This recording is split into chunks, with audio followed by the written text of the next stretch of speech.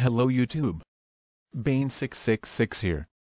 I've been working on the propaganda of toxic feminism part 8, but haven't had time to finish it.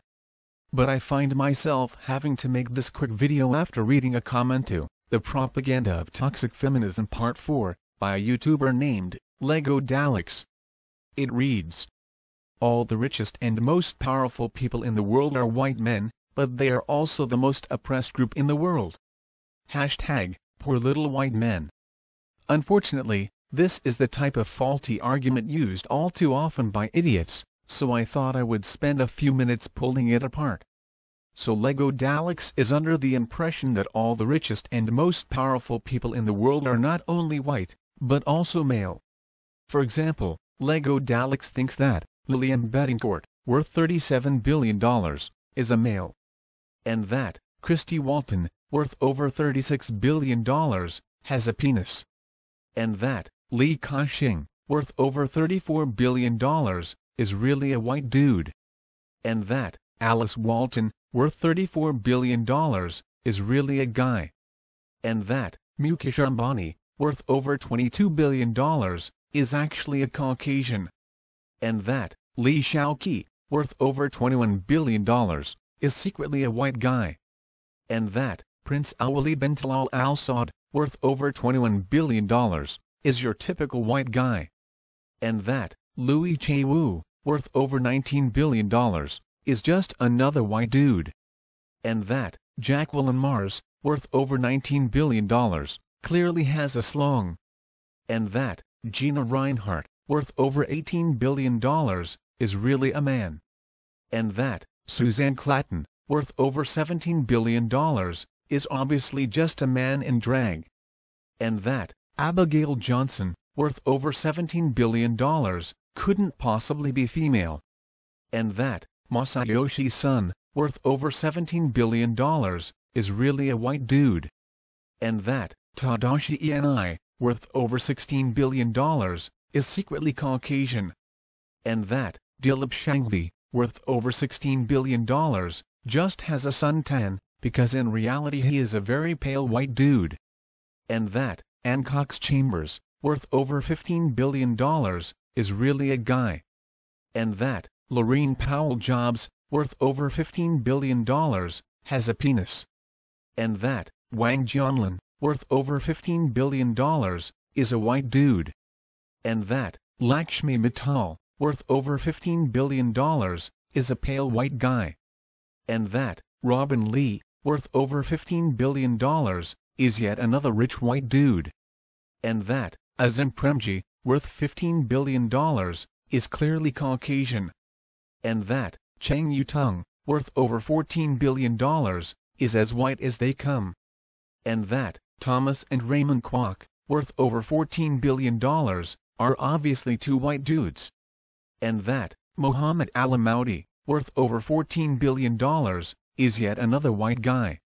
And that Ma Hoteng, worth over $14 billion, is just your typical white dude. And that Iris Fontbona, worth over $14 billion, is really a guy. And that Robert and Philip Ng, worth over $12 billion, are just a couple of white dudes. And that Henry Tsai, worth over $12 billion, is yet another white guy. And that Lee Kun-hee, worth over $12 billion, is a secret Caucasian. And that Danon Chiravan, worth over $12 billion, is actually white. And that Charan Sirivardhanabhakti, worth over $12 billion, is actually a Caucasian.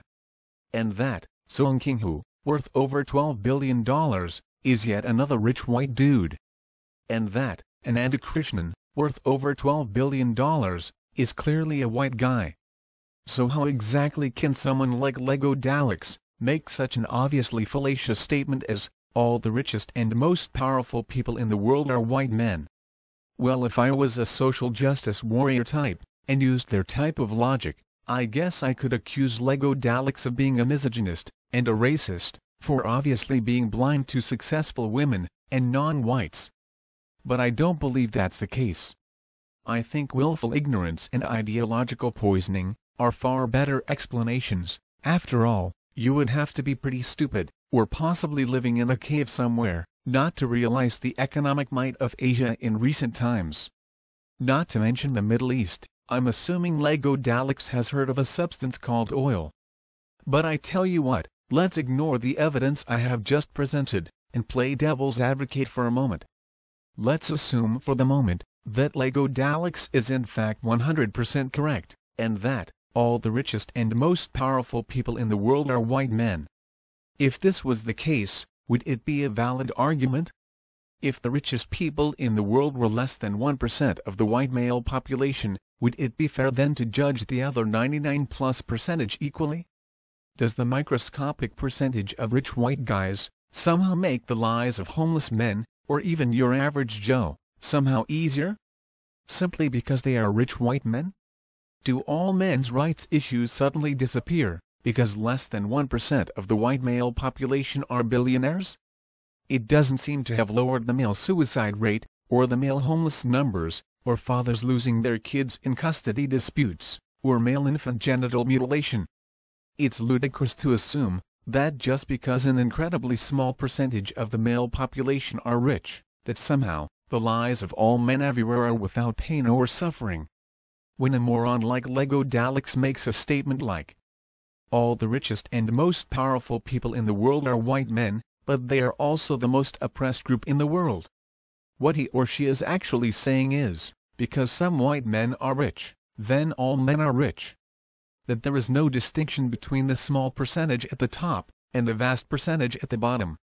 In other words, it's okay to judge an entire diverse group, based on a small percentage of that group. It's the same level of argument as, because some women are strippers, then shouldn't all women be treated like strippers? No doubt, Lego Daleks would find such a question offensive, while not understanding the offensiveness of their own faulty statement. Don't you just love hypocrisy?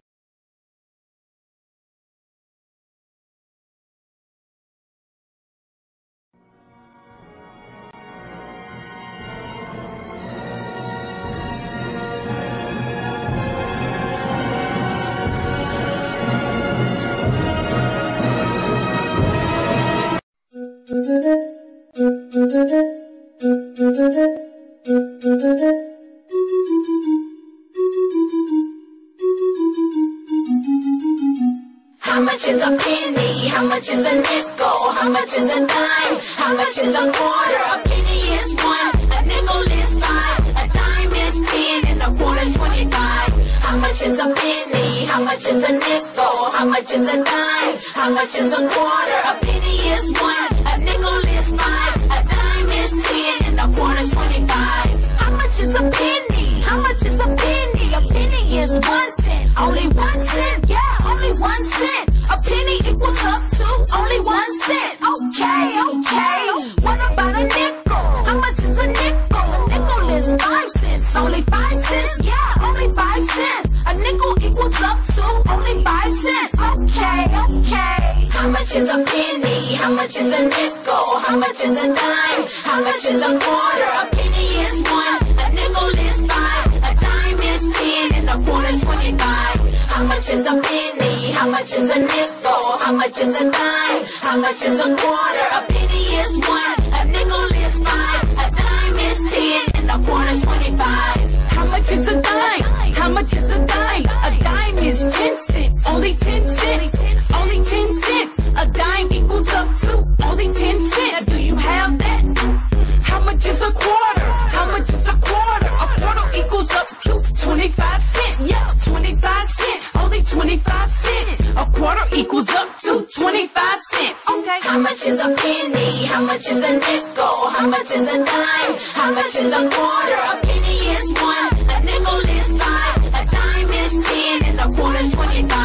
How much is a penny? How much is a nickel? How much is a dime? How much is a quarter? A penny is one, a nickel is five, a dime is 10, and a quarter is 25. If you have a penny, plus you have a nickel, add them both together when you have 6 cents. If you have a penny, plus you have a dime, add them both together when you have 11 cents. If you have a dime, plus you have a quarter, add them both together, you have 35 cents. If you have a dime, plus you have a nickel, add them both together you have 15 cents. How much is a penny? How much is a nickel? How much is a dime? How much is a quarter? A penny is 1, a nickel is 5, a dime is 10, and a quarter is 25. How much is a penny? How much is a nickel? How much is a dime? How much is a quarter? A penny is 1, a nickel is 5, a dime is 10, and a quarter is 25.